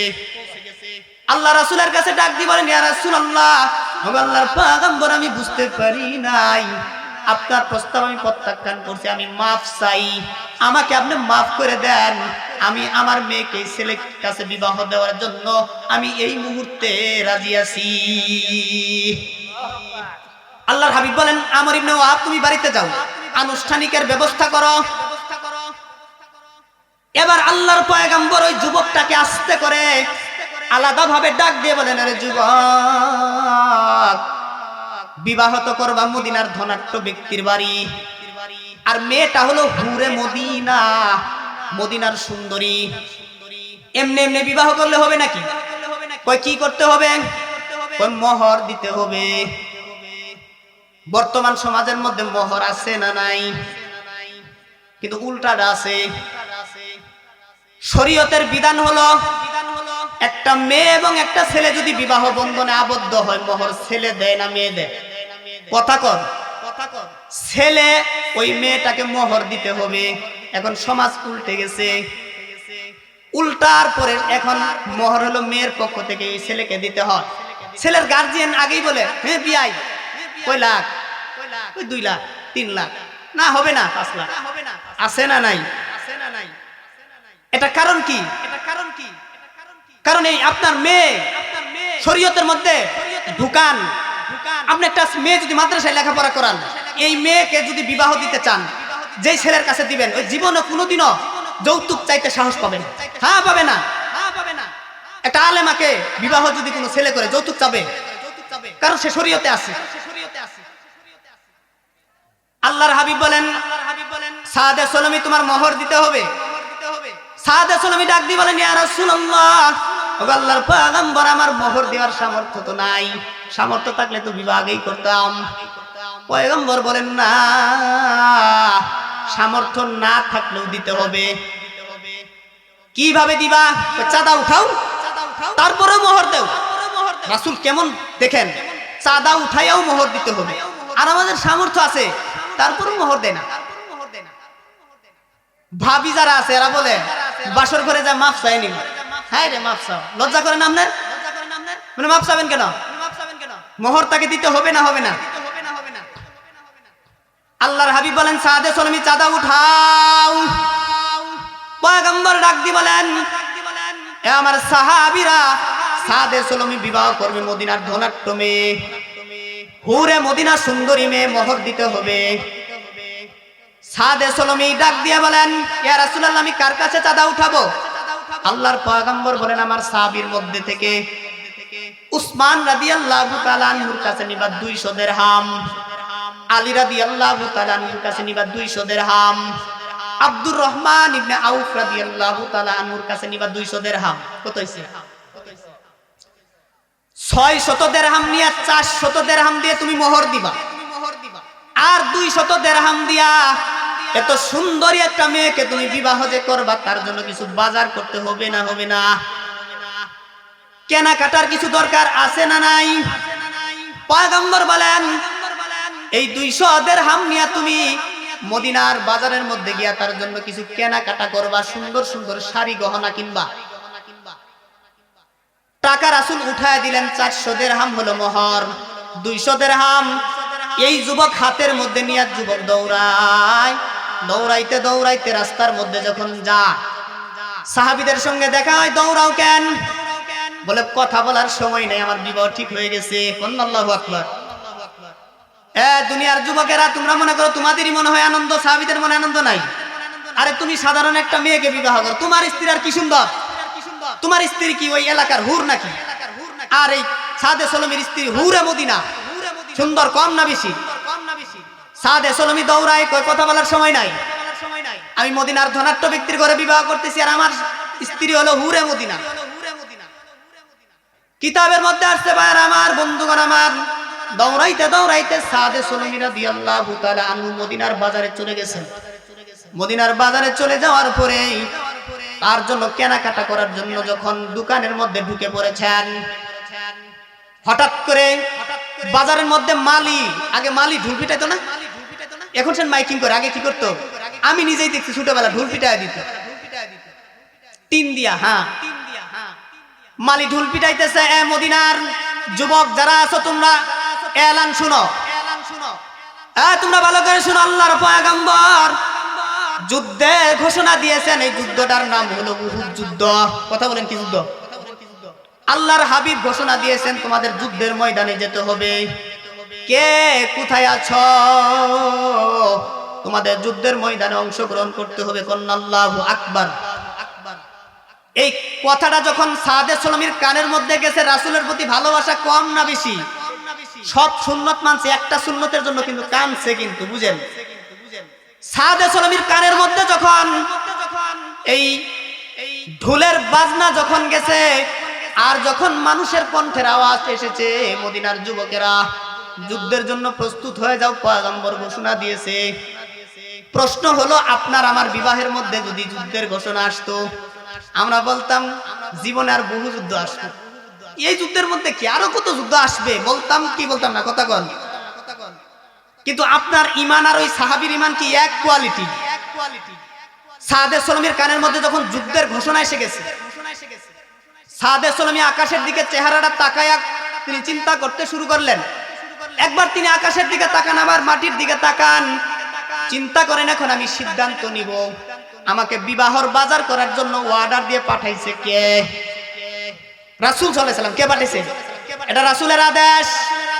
আবার এখন যুদ্ধের ঘোষণা ঘটে গেছে, এখন আমি বিবাহের বাজার করব নাকি যুদ্ধের বাজার করব? কন্যা আল্লাহু আকবার। ডাক দিয়ে বিবেককে বলেন, এ সাদে সলমি, যদি তুমি যুদ্ধের বাজার করো, রাসূলের কথা তুমি অমান্য করলা, আর যদি তুমি বিবাহের বাজার করো, তুমি বিবাহের বাজার করে বাসর ঘরের মধ্যে স্ত্রী নিয়ে আনন্দ ফুর্তি করবা, রাসূল যুদ্ধের ময়দানে পড়ে থাকবে, এটা হইতে পারে না। কি সিদ্ধান্ত তুমি নিবাও? সাদে সলমি শেষ পর্যন্ত সিদ্ধান্ত নিল, না, আমি স্ত্রী নিয়ে, সুন্দরী মহিলা নিয়ে আমি বাসর ঘরে থাকবো, রাসূল যুদ্ধের ময়দানে পড়ে থাকবে, হইতে পারে না। এটা কোনোদিন আশেকের রাসূল হইতে পারে না, এটা রাসূলের মহব্বত না। দোকান থেকে তিনি ফিরে যখন চলে আসতেছিলেন, দোকানদার ডাক দিয়ে বলেন, এ যুবক, কেনাকাটা করার জন্য তুমি আসছিলে, এখন ফিরে যাও কেন? আমি ভুল দোকানে এসেছি। আল্লাহু আকবার, জোরে বলেন। আমি ভুল দোকানে এসেছি। কিসের দোকানে যাবা? ওই আমি বিবাহের বাজার করার জন্য তো আসি নাই, আমি তো এসেছিলাম অস্ত্র কেনার জন্য। আর আমি অস্ত্রের দোকানে না গিয়ে আমি শাড়ি গহনার দোকানের মধ্যে এসে গেছি, এটা আমার ভুল। ওই দোকানদার তিনি বুঝতে পেরেছেন। এবার যুবক এই দোকান থেকে বের হইয়া চোখের পানি টপ টপ করে ফেলায় ডাক দিয়ে বলেন, মালিক, মাফ করে দিয়েন, আমি কিন্তু যুদ্ধের বাজার করব। আল্লাহু আকবার। যুদ্ধের দোকানের মধ্যে গিয়ে যখন অস্ত্র কিনলেন, ঘোড়া কিনলেন, ঘোড়ার মধ্যে সওয়ার হয়ে তিনি যুদ্ধের ময়দানে রওনা দিবেন। প্রতিমধ্যেই তিনার বিভাগের মধ্যে বাধা দিয়ে দিছে। আমাকে রাসূল কিসের জন্য পাঠিয়েছিল? বিবাহ না করে যদি আমি যুদ্ধের ময়দানে যাই, আল্লাহর নবী তো আমর ইবনে ওয়াহাবকে কথা দিছে না, দেয় নাই। রাসূল যুদ্ধের ময়দান থেকেই বলে দিবে তোমার যুদ্ধের দরকার নাই, তুমি বিবাহ করো। তাহলে তো আমার যুদ্ধের ময়দানে যাওয়া হবে না। রাসূল তো যুদ্ধে থাকবে আর আমি কোথায় থাকবো? বিবাহের ময়দানে না? না, এটা হইতে পারে না। সাদে সলমি তারিখের কিতাবের মধ্যে আসছে, প্রতিমধ্যে থেকে তিনি ঘুরে পুরাটা দেহের মধ্যে একটা কালো কাপড় দিয়ে পেঁচাইছে। আল্লাহু আকবার। পুরাটা শরীর কালো কাপড় দিয়ে আবৃত করছে যেন চেহারা চিনতে না পারে। যুদ্ধের ময়দানে সরাসরি চলে গেছেন। যাওয়ার পরে যুদ্ধ শুরু হয়ে গেছে। যুদ্ধ তিনি করতেছিলেন। আল্লাহর পয়গম্বর দূর থেকে তাকায় দেখেন কাফেরদের ভিড়ের মধ্যে একটা যুবক পুরাটা শরীর আবৃত করে যুদ্ধ করে। আল্লাহর হাবিব আশ্চর্য হয়ে গেছেন, সব সাহাবীর চেহারা তো খোলা, এটা কাপড় আবৃত করছে কেন? কে এটা? আবার কাফেরদের বিরুদ্ধে যুদ্ধ করতেছে। আল্লাহু আকবার। মুসলমানদের পক্ষ নিয়ে কাফেরদের বিরুদ্ধে যুদ্ধ করতেছে। আল্লাহর হাবিব আশ্চর্য হয়ে গেছেন। তিনি তাকায় থাকেন, বারবার দেখেন কাফেরদেরকে জাহান্নামে তিনি পাঠাইতেছিলেন। হঠাৎ করে একটা কাফের দূর থেকে তিনার মাথার মধ্যে একটা আঘাত করেছেন। আঘাত করার সাথে সাথে তিনার মাথা থেকে মগজ বের হয়ে গেছে। যুদ্ধের ময়দানে পরে তিনি যুদ্ধের ময়দানে শহীদ। যুদ্ধ শেষে আল্লাহর পয়গম্বর বলেন, আমার সাহাবীরা যারা শহীদ হয়েছে ওই যুদ্ধের ময়দানে 70 জন সাহাবী শহীদ হয়েছে। আল্লাহু আকবার। সব সাহাবীর লাশ তোমরা একত্রিত করো। যুদ্ধের ময়দান থেকে সমস্ত সাহাবীদের লাশ দাফন কাফন করা লাগে না। সমস্ত সাহাবীদের লাশ যখন একত্রিত করা হয়েছে, পয়গম্বর বলেন, আমার একজন সাহাবী যুদ্ধ করেছে, আমি দেখেছি কালো কাপড় আবৃত করে যুদ্ধ করেছে। জীবিত সাহাবীদের মধ্যে তো আমি ওই সাহাবীকে দেখতেছি না। আবার লাশ যাদের তোমরা একত্রিত করতেছো এদের মধ্যে তো নাই। ওই সাহাবী কই? কে ওই সাহাবী? এই তোমরা ভালো করে ঘুরে ঘুরে দেখো, যুদ্ধের কোনো কোনাই নাকি পড়ে আছে। সাহাবায়ে কেরাম যখন তল্লাশি দিলেন, দেখেন একটা কোনার মধ্যে এই সাহাবীটা পড়ে আছে। পয়গম্বরের কাছে ওই সাহাবীকে যখন নিয়ে আসছে, কাপড় আবৃত করে, আল্লাহর পয়গম্বর বলেন, এই সাহাবী কে? বলে এই সাহাবী হলো সাদে সলমি।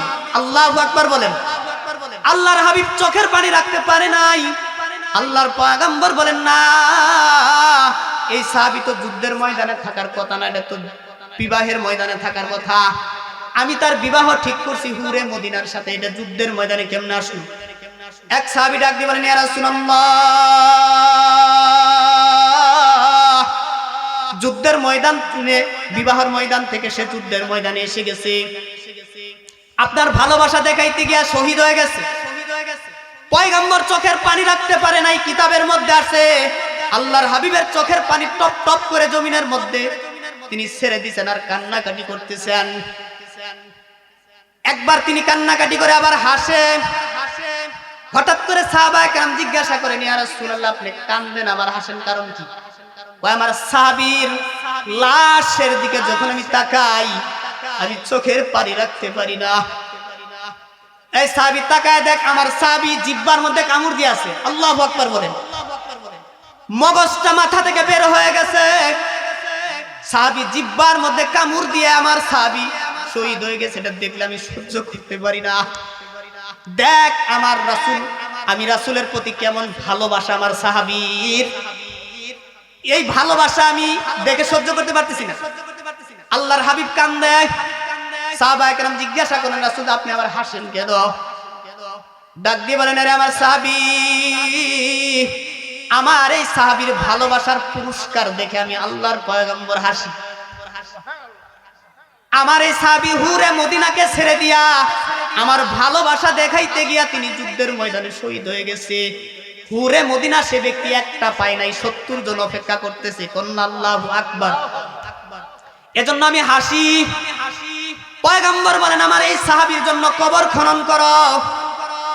এ যুবক, তোমার ভালোবাসা যদি রাসূলের সাথে এমন হয়, তোমার জন্য রাসূল হাসে। কেমন ভালোবাসা নিয়ে তুমি কবরে যাও। তুমি তো রাসূলের সুন্নাহ নিয়ে কবরে। আল্লাহর হাবিব বলেন আমার সাহাবীর জন্য কবর খনন কর। কবর যখন খনন করা হয়েছে, আল্লাহর হাবিব নিজে জানাজার নামাজ পড়াইছে। বলেন সুবহানাল্লাহ। রাসূলুল্লাহ সাল্লাল্লাহু আলাইহি সাল্লামের সাহাবীদের মধ্যে থেকে একজন সাহাবীর নাম হলো আবু লুবাবা। কথা কোন কি? আবু লুবাবা ডাক দিয়ে বলেন, আল্লাহর হাবিব বলেন এই আমার সাদে সলমিকে আমার নিজের হাতের মধ্যে দে। আমি পয়গম্বর, আমার সাহাবীকে আমি নিজে কবরে নামাবো। আল্লাহু আকবার। আল্লাহর হাবিব হাতের মধ্যে নিয়া সাদে সলমি আল্লাহর পয়গম্বর হাতের মধ্যে নিয়া পয়গম্বর আকাশের দিকে ডাক দিয়ে বলেন, আরে মালিক, আমার সাহাবীর প্রতি আমি খুশি, তুমিও খুশি।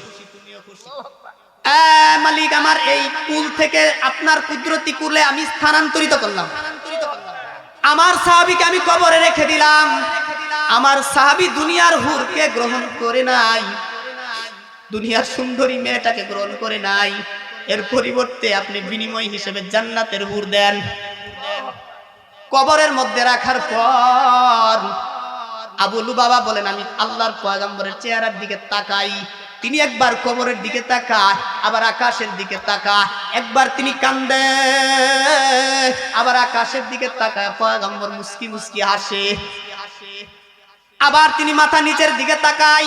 লাশ দাফন করার পরে আবু লুবাবা বলেন আমি আল্লাহর পয়গম্বরকে জিজ্ঞাসা করলাম, ও আল্লাহর পয়গম্বর, বিষয় তো বুঝতে পারলাম না, আপনি আকাশের দিকে তাকায় একবার কান্দেন, আবার হাসেন, আবার মাটির দিকে মাথা নিচু করেন, এটা কি আমি বুঝতে পারি নাই। পয়গম্বর বলেন সাহাবী, আমি যা দেখি তোমরা কিন্তু দেখো না।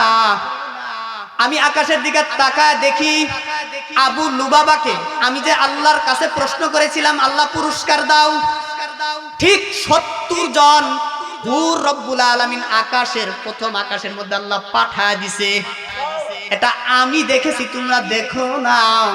ওই হুরগুলি স্বাগত জানাইতেছে, আর 70 জন হুর একজন আরেকজনের সাথে পারাপারি করতেছে, হুড়াহুড়ি করতেছে।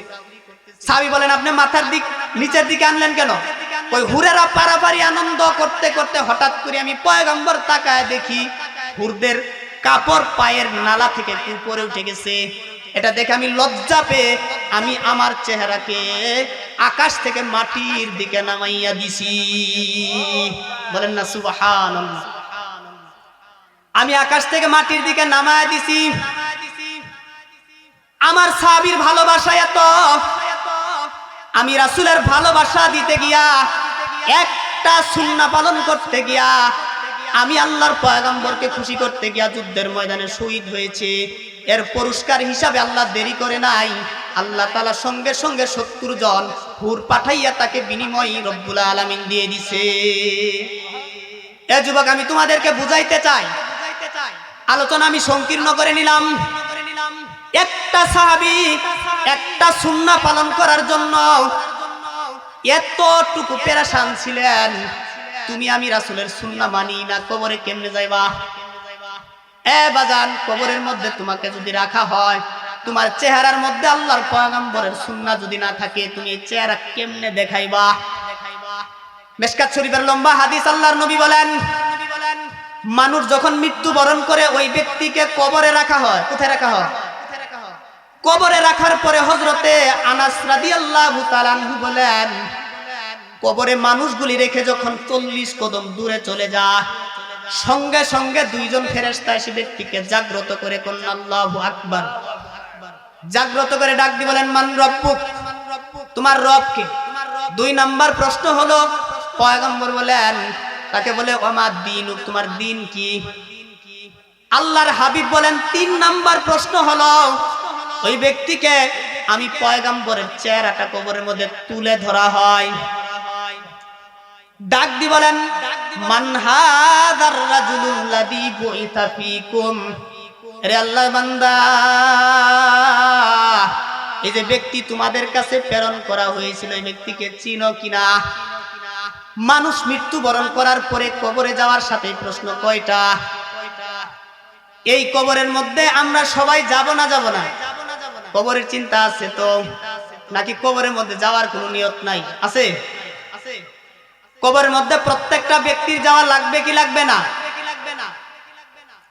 ওই কবরে যাওয়া, তুমি দুনিয়ার জমিনের মধ্যে যতই বাহনা করো, যতই প্রভাবশালী হও, ক্ষমতা দেখাও না কেন, কবরের মধ্যে তোমাকে যেতেই হবে।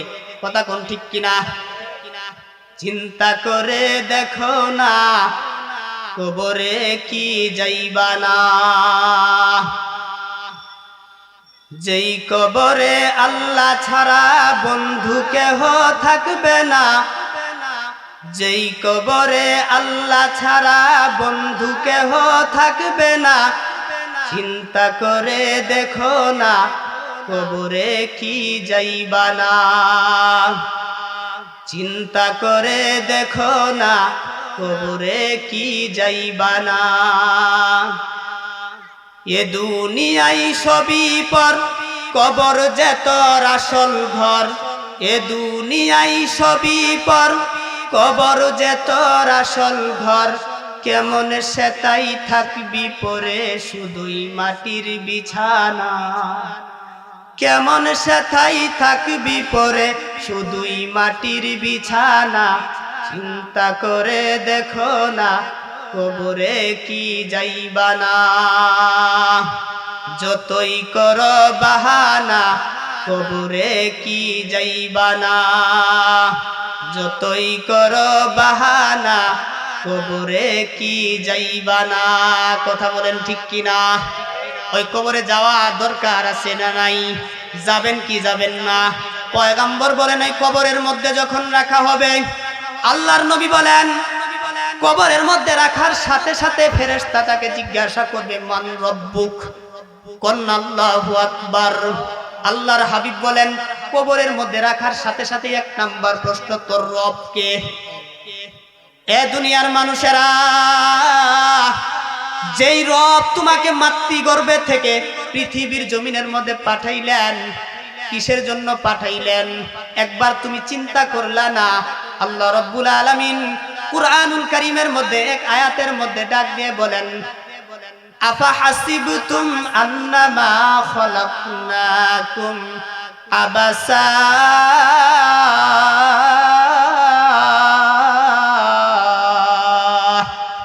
আল্লাহ রাব্বুল আলামিন বলেন, এ মানুষ, তোমরা কি ধারণা করেছো তোমাদের দুনিয়াতে আমি এমনি পাঠাইছি? আল্লাহ বলেন, না, এমনি দুনিয়ার জমিনের মধ্যে আমি পাঠাই নাই। আমি আল্লাহ একটা উদ্দেশ্য নিয়ে তোমাকে দুনিয়াতে পাঠিয়েছিলাম। আল্লাহ বলেন, কি উদ্দেশ্য নিয়ে পাঠাইছিলাম? আল্লাহ অন্য আয়াতে জানায় দেন, ওয়ামা খালাকতুল জিন্না ওয়াল ইনসা ইল্লা লিয়াবুদুন।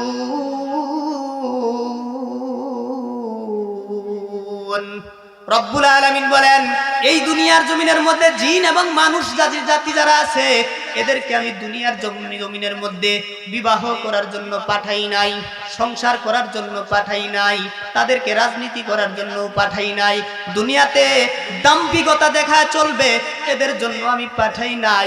আমি আল্লাহ রব্বুল আলামিন একটা উদ্দেশ্য নিয়ে পাঠাইছি। রব্বুল আলামিন বলেন, এই জিন এবং মানব জাতি যারা আছে, এদেরকে রব্বুল আলামিন বলেন, আমি আমার গোলামি করার জন্যই শুধু দুনিয়াতে পাঠিয়েছি।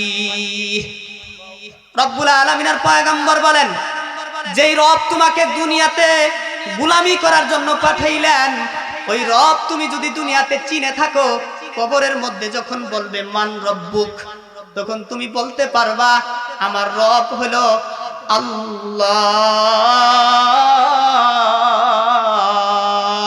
আমাদের রব কে?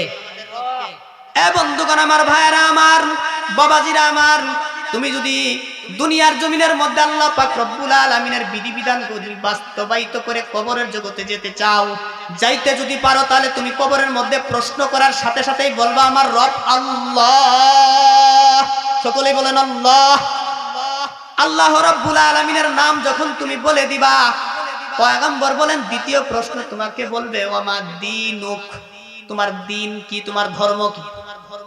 আল্লাহর হাবিব বলেন কুরআনকে সংবিধান মেনে যদি দুনিয়াতে তুমি চলতে পারো তাহলে তুমি কবর জগতের মধ্যে বলতে পারবা আমার ধর্মের নাম হলো ইসলাম।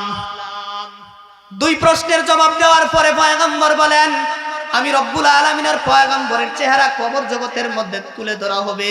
ডাক দিয়ে বলবেন মান হাদার রাজুলুল্লাযী বুইসা ফীকুম, আরে মা বান্দা, এই ব্যক্তিকে দুনিয়ার জমিনের মধ্যে আমি আল্লাহ রাব্বুল আলামিন পাঠাইছিলাম, বল এই ব্যক্তিটা কে?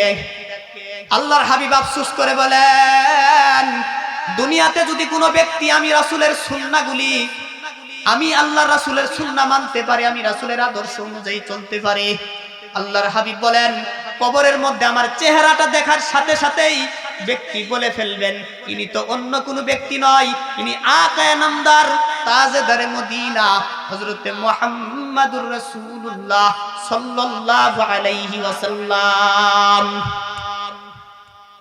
এ দুনিয়ার আমার উম্মতেরা, আর দুনিয়াতে থাকা অবস্থায় আমি আল্লাহর রাসূলের আদর্শ যদি তুমি মানতে না পারো, আমার আদর্শ যদি তুমি না মেনে থাকো, কবরের জগতের মধ্যে যখন আমার এই চেহারাটা দেখানো হবে তুমি তো ডাক দিয়ে বলবা লা আদ্রি, না আমি এই ব্যক্তিকে চিনি না, এই ব্যক্তিকে আমি জানি না, এই ব্যক্তি সম্পর্কে আমার কোনো ধারণা নাই। আল্লাহর নবী বলেন যে ব্যক্তি আমার চেহারাটা দেখার সাথে সাথেই বলবে ইনি আমার পয়গম্বর, আল্লাহর হাবিব বলেন আমার ওই চিত্র থেকেই আমি ওই ব্যক্তির প্রতি একটা মুস্কি হাসি দিয়ে দিব। আল্লাহু আকবার। আমরা কি চাই রাসূল আমাদের জন্য মুস্কি হাসি দেব? আল্লাহর হাবিব যখন মুস্কি হাসি দিয়ে দিবেন, রব্বুল আলামিন মিশকাত শরীফের হাদিস, আল্লাহর পয়গম্বর বলেন আল্লাহ রাব্বুল আলামিন আরশ মহল্লা থেকে মুস্কি হাসি দিবে, ডাক দি বলবেন আমার ফেরেশতার দল, সাদাক্তা, আমার এই বান্দা সত্য বলেছে, যেই বান্দার প্রতি আমার পয়গম্বর খুশি, আমি আল্লাহ বেজার হয়ে থেকে কোনো লাভ নাই, আমি আল্লাহ বেজার হয়ে থাকতে পারি না। আমার বন্ধু যেহেতু খুশি, আমি ওই বান্দার প্রতি আমি স্বয়ং রব্বুল আলামিনও খুশি। আল্লাহর হাবিব বলেন যখন আল্লাহ খুশি হয়ে যাবেন, আল্লাহ বলবেন ফেরেশতা কবরের মধ্যে জান্নাতের বিছানা বিছাও। আল্লাহর হাবিব বলেন জান্নাতের বিছানা যখন কবর জগতের মধ্যে বিছানো হবে, ভাইয়েরা আমার, বন্ধুগণ আমার, আপনার আমার কবরের মধ্যে যখন জান্নাতের বিছানা বিছানো হবে, পয়গম্বর বলেন কবরটা তার জন্য প্রশস্ত হইতে শুরু করবে। হাদিসের মধ্যে আসছে ওই ব্যক্তি চোখ দিয়ে যত দূর পর্যন্ত দেখতে পারে তার কবরটা মুহূর্তের মধ্যে রব্বুল আলামিন এতটুকু প্রশস্ত করে দিবেন। প্রশস্ত করে দেওয়ার মধ্যে সীমাবদ্ধ না, পয়গম্বর বলেন সঙ্গে সঙ্গে ওই ব্যক্তির জন্য জাহান্নামের সমস্ত দরজাগুলি খুলে দেওয়া হবে। প্রশ্ন করতে পারেন হুজুর, ব্যক্তি তো জান্নাতি কিন্তু জাহান্নামের দরজা খুলবে কেন? এ যুবক ভাইয়েরা আমার, তুমি যদি রাসূলের আদর্শ মানতে পারো তোমার জন্য কবর প্রশস্ত হয়ে জাহান্নামের দরজা খুলে দিবে। ফেরেশতা ডাক দিয়ে বলবেন যুবক তাকাও, ওই যে জাহান্নামের যেই শাস্তিগুলি আছে ওই শাস্তিগুলির দিকে তুমি একটু তাকাও। ওই মুর্দা ব্যক্তি জাহান্নামের এই শাস্তিগুলির দিকে যখন তাকাইবে, হাদিসের মধ্যে আসছে ব্যক্তি চিৎকার দিয়ে উঠবে, নাউজুবিল্লাহ বলেন। ডাক দিয়ে বলবেন রে ফেরেশতার দল, ওই যে জাহান্নামের এত কঠিন দৃশ্যগুলি আমাকে দেখাইতেছো কেন? আমি এই জাহান্নামের দৃশ্য দেখে কি করব? আমি কি জাহান্নামে যাব নাকি? ফেরেশতা বলবে না, তোমাকে জাহান্নামে দেওয়ার জন্য জাহান্নামের দরজা খোলা হয় নাই, তুমি তো প্রশ্ন দিয়ে উত্তর দিয়ে দিছো, রাসূলকে চিনে ফেলেছ, তোমাকে শুধু দেখাইতে চাই ওই জাহান্নামের দৃশ্য দেখাইলাম, আফসোস করার জন্য দেখাইলাম। তুমি যদি দুনিয়াতে রাসূলের ইত্তেবা না করতা, রাসূলের অনুসরণ না করতা, তোমার ঠিকানা কিন্তু ওই চিরস্থায়ী জাহান্নামের মধ্যে আল্লাহ তাআলা করে দিতেন। বলেন নাউজুবিল্লাহ। যেহেতু রাসূলের আদর্শ মেনেছ, এজন্য তোমার ঠিকানা আর জাহান্নামে হবে না। যা বান্দা যা, সঙ্গে সঙ্গে জাহান্নামের দরজা বন্ধ করে তার কবর জগতের মধ্যে কিয়ামত পর্যন্ত জান্নাতের ডেকোরেশনের ব্যবস্থা রব্বুল আলামিন করে দিবেন। আল্লাহর হাবিব বলেন আর যে ব্যক্তি আমার চেহারা দেখার পরে বলবে লা আদ্রি, আমি চিনি না, আল্লাহর নবী বলেন ওই চিত্র থেকে ওই ব্যক্তির কাছ থেকে পয়গম্বর মুখটা ফিরিয়ে নিলেন। মুখ ফিরিয়ে নেওয়ার সাথে সাথে রব্বুল আলামিন বলেন, ডাক দিয়ে বলবেন, ফেরেশতা কাযযাবতা, আমার এই বান্দা মিথ্যা বলেছে, এই কুলাঙ্গার নাফরমান মিথ্যা বলেছে, এটা আমার কুলাঙ্গার বান্দা। আমার যেই বান্দার প্রতি আমার পয়গম্বর অসন্তুষ্টি বেজার, ওই ব্যক্তির প্রতি বুঝি আমি আল্লাহ খুশি। কয় না না, ওই ব্যক্তির প্রতি আমি আল্লাহ খুশি না। যা ফেরেশতা জাহান্নামের গর্ত কবর বানায় দে। বলেন না নাউজুবিল্লাহ। জাহান্নামের গর্ত পরিণত হয়ে যাবে। পয়গম্বর হাদিসের মধ্যে বলেন, কবর তার জন্য সংকীর্ণ হবে। আল্লাহর নবী বলেন, এ সাহাবীরা একটা উদাহরণ দে। এই যে দুইটা হাত দেখতেছ, একটা হাত যদি আরেকটা হাতের মধ্যে এইভাবে মারা হয়, ওই ব্যক্তির একটা আঙ্গুল আর একটা আঙ্গুলের মধ্যে ঢুকে গেছে না যায় নাই? পয়গম্বর বলেন, আমাকে দেখে যে ব্যক্তি বলবে আমি চিনি না, তার কবরটা এমন সংকীর্ণ হবে, তার দুই পাজরের হাড় একটা হাড় আরেকটা হাড়ের মতো রাসূল বলেন এইভাবে মিশে যাবে। নাউজুবিল্লাহ বলেন, এত কঠিন ভাবে মিশে যাবে। মিশে যাওয়ার পরে আল্লাহর পয়গম্বর বলেন, রব্বুল আলামিন ঘোষণা করবেন, এ আমার ফেরেশতারা তার কবরকে জাহান্নামের গর্তে পরিণত করে দে। নাউজুবিল্লাহ। জাহান্নামের গর্তে পরিণত করার সাথে সাথেই পয়গম্বর বলেন, ওই ব্যক্তির জন্য জান্নাতের 8টা দরজা টাস টাস করে তার চোখের সামনে খুলে দেওয়া হবে। জান্নাতের নাজ নিয়ামতের দরজা যখন খুলে দেওয়া হবে, ব্যক্তি জান্নাত দেখে খুশি হয়ে যাবে। ফেরেশতা ডাক দিয়ে বলবেন, আরে আল্লাহর বান্দা, খুশি হওয়ার কোনো দরকার নাই, এই জান্নাত কিন্তু তোর জন্য না। এই জান্নাত শুধু তোকে আফসোস করার জন্য তোকে দেখাইলাম। দুনিয়াতে যদি রাসূলের ইত্তেবা, রাসূলের সুন্নাহ মানতি, তোর জন্য এত সুন্দর জান্নাতের মেহমান আমি তোদেরকে বানায় দিতাম। যেহেতু দুনিয়াতে তুই রাসূলকে মানুষ নাই, রাসূলের আদর্শকে তুমি গ্রহণ কর নাই, এজন্য এই জান্নাতের মেহমান কিন্তু তুমি না। সঙ্গে সঙ্গে জান্নাতের দরজাগুলি বন্ধ করে দেওয়া হবে। জান্নাতের দরজা বন্ধ করার পর পয়গম্বর বলেন, কিয়ামতের আগ পর্যন্ত তার এই কবরটা জাহান্নামের গর্তে পরিণত হয়ে যাবে। বলেন না। এজন্য রাসূল আকরাম সাল্লাল্লাহু আলাইহি ওয়াসাল্লাম বললেন, কবর হলো মানুষের প্রথম ঘাঁটি। কবর যদি তোমার জান্নাতের টুকরা হয়, সামনের প্রত্যেকটা ঘাঁটি তোমার জন্য সহজ হয়ে যাবে, তোমার জন্য জান্নাতের টুকরাই পরিণত হবে। বলেন না সুবহানাল্লাহ। আর যদি কবর তোমার জন্য জাহান্নাম হয়, তাহলে প্রত্যেকটা ঘাঁটি তোমার জন্য জাহান্নামের শেষ পর্যন্ত, জাহান্নামে পৌঁছা পর্যন্ত প্রত্যেকটা ঘাঁটিতে তুমি আটকা পড়ে যাবে। কথা কোন ঠিক কিনা? এজন্য আল্লাহ রাব্বুল আলামিনের কুরআনুল কারীম থেকে, রাসূল আকরাম সাল্লাল্লাহু আলাইহি ওয়াসাল্লামের হাদিস থেকে যে কথাগুলি বললাম, আল্লাহ রাব্বুল আলামিন বলেন, আমার ভালোবাসা যদি বান্দা পেতে চাও, কার অনুসরণ করো? আল্লাহ রাসূলের অনুসরণ করো। আর আল্লাহ রাসূলের অনুসরণ যদি তুমি করতে চাও, আল্লাহর নবী বলছেন, আমার সুন্নাহ মানো। যে ব্যক্তি আমার সুন্নাহ মানলো, সে আমাকেই মানলো। আর যে ব্যক্তি আমাকে মানলো, ওই ব্যক্তি আমার সাথে জান্নাতে থাকবে। আমরা সবাই আল্লাহর নবীর সাথে জান্নাতে থাকতে চাই তো ইনশাআল্লাহ। যারা যারা আল্লাহ রাসূলের সাথে জান্নাতে থাকতে চায়, একটু হাত তুলে আল্লাহ রাসূলকে দেখায় দেই। আল্লাহ তাআলা দেখায় দেয়, আল্লাহ রাব্বুল আলামিন যেন আমাদের সকলের হাতগুলিকে কবুল করে আমাদেরকে জান্নাতের মেহমান বানায় দেন। সকলে বলেন আমিন।